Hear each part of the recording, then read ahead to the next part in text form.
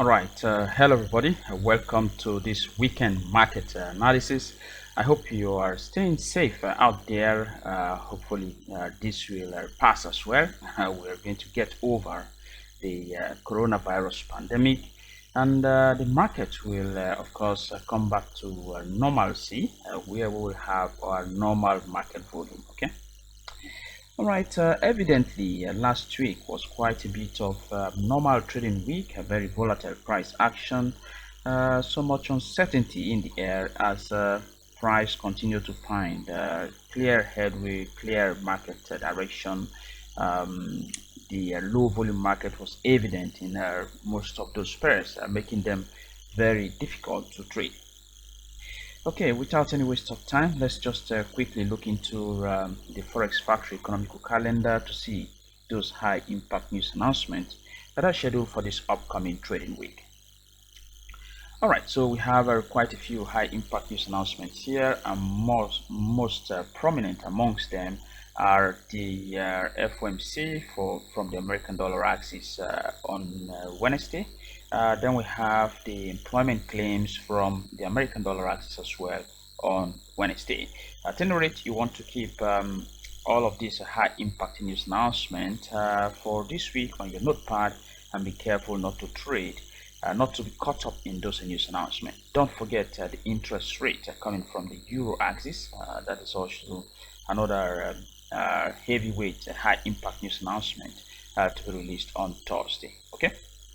All right, without waste of time again, let's move into the charts. Look into a few pairs one after the other and take our position in the upcoming trading week. The first pair I would like to look into is the euro against the American dollar. Well, this pair has been a bit problematic to us with the American dollar against the Swiss franc counterpart there. It has been a bit really problematic for the past 2 weeks. Well, we had previously analyzed this pair, as price action traders. The best you want to do is to recognize the price pattern and then decide how to trade them. At this point in time, it's a bit difficult to discover the actual price pattern that should be playing out in the euro against the American dollar.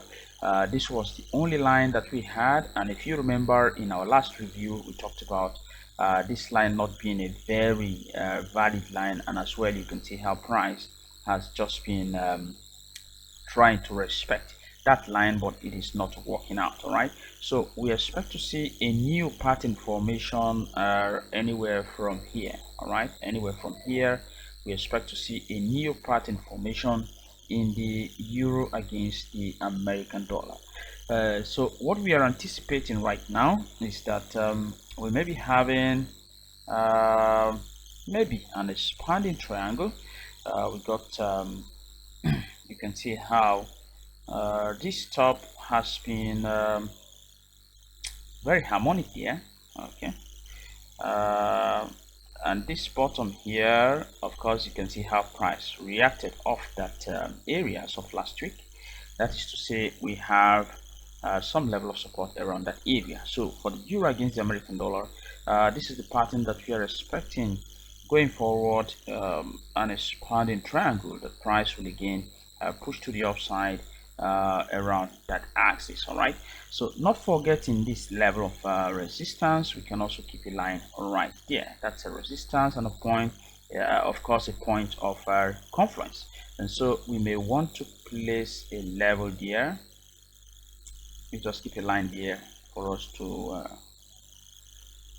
recognize that point of confluence. Okay, so as price moves towards that area, we know we have a point of confluence if it is hit at all. But for now, the euro against the American dollar might be trading against a level of support. This pattern is not confirmed yet, all right, because we are only having the first bounce to the upside and maybe a second bounce to the downside. At any rate, given this anticipated price action, for me, I will be interested in looking for long opportunities in the euro against the American dollar. Okay, that's what I will be looking for. All right, just give me a minute. Let me just make some findings. I'll get back soon.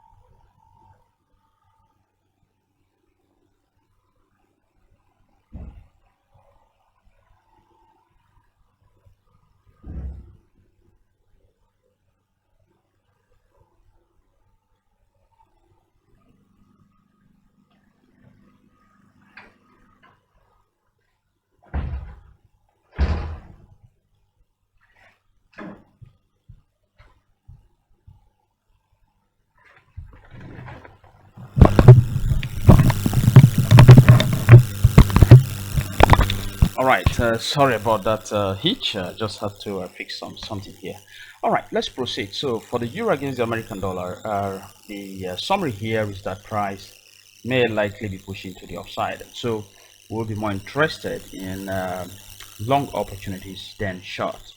Looking into the Forex time frame, we got some channel formation.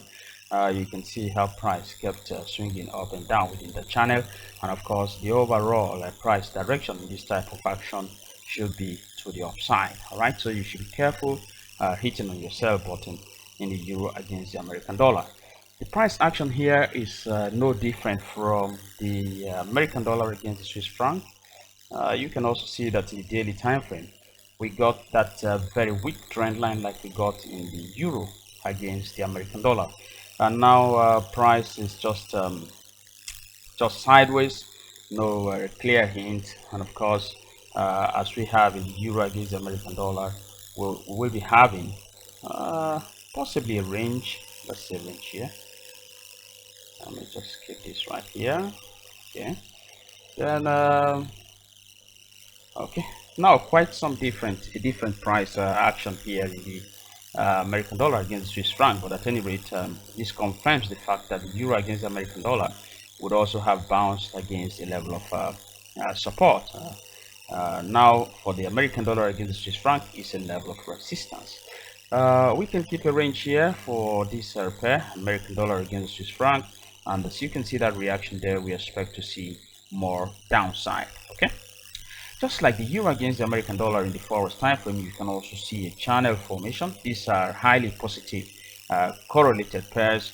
You can see that channel right here, which of course in the long term the overall direction should also be to the downside. Okay, so you should be careful hitting on your buy button in the American dollar against the Swiss franc. All right, let's move on to the next pair, the sterling pounds against the Australian dollar. We had previously analyzed this pair, and if you remember, we were waiting for this rising trend line to give way, waiting for price to break below that level, and now price has broken below that level. Okay, so this is clearly a bearish price behavior. This is now a highway free of traffic. We expect price to keep coming to the downside, and so we should be interested more in short opportunities. In the daily time frame, we have some lots of hesitation. All right, big hesitation around that area. We also got this level here acted as support right here. Okay, so we'll just keep a level right here. This is the closest level. Okay, we'll just keep that level. That should be our closest level of point of reference. So this is our level of resistance. So anything below that level, we'll be interested in searching for short opportunities around this area to the downside. All right, so we are not interested in long entries in the sterling pounds against the Australian dollar. We'll be looking for only short opportunities. All right, the Forex time frame, nothing to look into, so let's move on. The Canadian dollar against the Swiss franc. You can clearly see here that for several weeks, 1, 2, 3, 4, 5, 6, 7 weeks, price has remained in one place at a very low volume, but of course it is trading around the upper boundary of that range. All right, it is trading around the upper boundary of that range. Let's see the daily time frame. The daily time frame, aside from this range, you can see some form of expanding triangle. Let's take this out. Okay, you can see some form of expanding triangle where we got this levels here, this level here acting as resistance, and here we got just two bounces acting as support. It is quite an unclear expanding triangle because price has remained to the upside. It is not coming down for some time.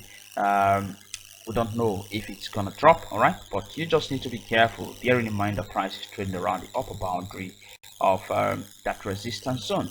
And so even in the Forex time frame, what can you see here?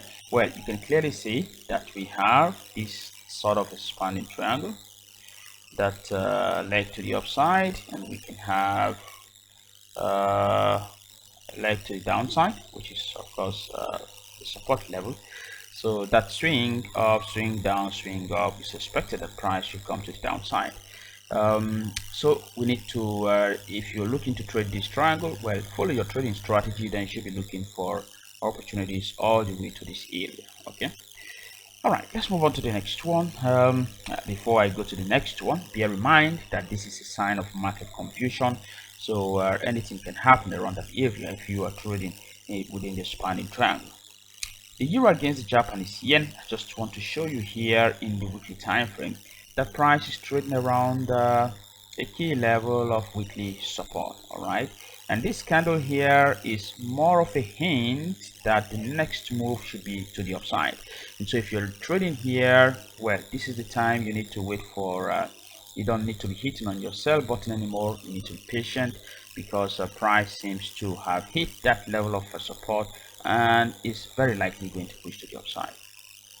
All right, in the daily time frame, where we have this area here that has been holding price as resistance, but too far away from price right now.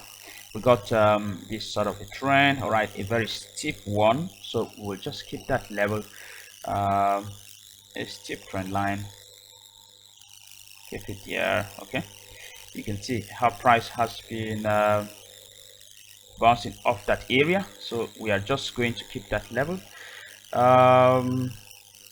Well, it is a problem now if price is not able to break above that level, but we want price to push above that level. All right, so if price pushes above that level, we are hopeful that we are going to be seeing more upside in the euro against the Japanese yen. And so you want to be while we are careful hitting on our sell button against this level, we want to also be careful hitting on our buy button against this level.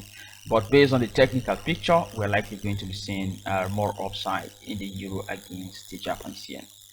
For time for nothing, let's see the euro against the New Zealand dollar. Okay, here it's quite a simple one. We just have this level, a counter trend line that has been holding price right here. You can see that level. All right, holding price is trading right here. Chances are that price is going to make some reversal to the upside. Let's see the daily time frame. Daily time frame, we are now seeing a range around that area. That range, well, price is trading around the lower boundary of the range. Again, we may be bouncing to the upside, but it's not clear. It's a low market volume. However, if you're looking to trade, you want to be looking for long opportunities until this level breaks to the downside. Let's see the Forex time frame. Nothing really, that's the range. Okay, so it's best to be looking for long opportunities around this area to the upside. Finally, the sterling pounds against the Swiss franc. As you can see in the weekly time frame, price is trading around some small resistance area. Okay, at least that level has been able to hold price for some time. In the daily time frame, that's a range. I'm just going to keep this level. Let's keep this level here. That level has been working as support. Okay, and this one here as resistance. It's a range. Let's see the Forex time frame. The Forex time frame, what do we have? Nothing really. The 1 hour time frame.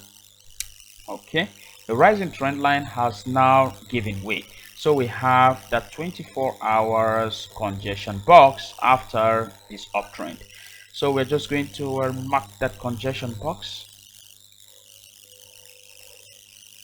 Okay, we'll mark that congestion box down there, up here. So our trade plan here is to wait for price to break below that box. We'll look for push for pullback, then we'll trade that reversal move. Okay, so that's it.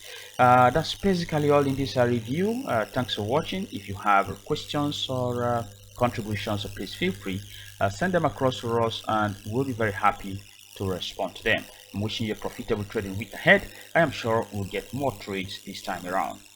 Thanks again. To have a nice time. Bye bye.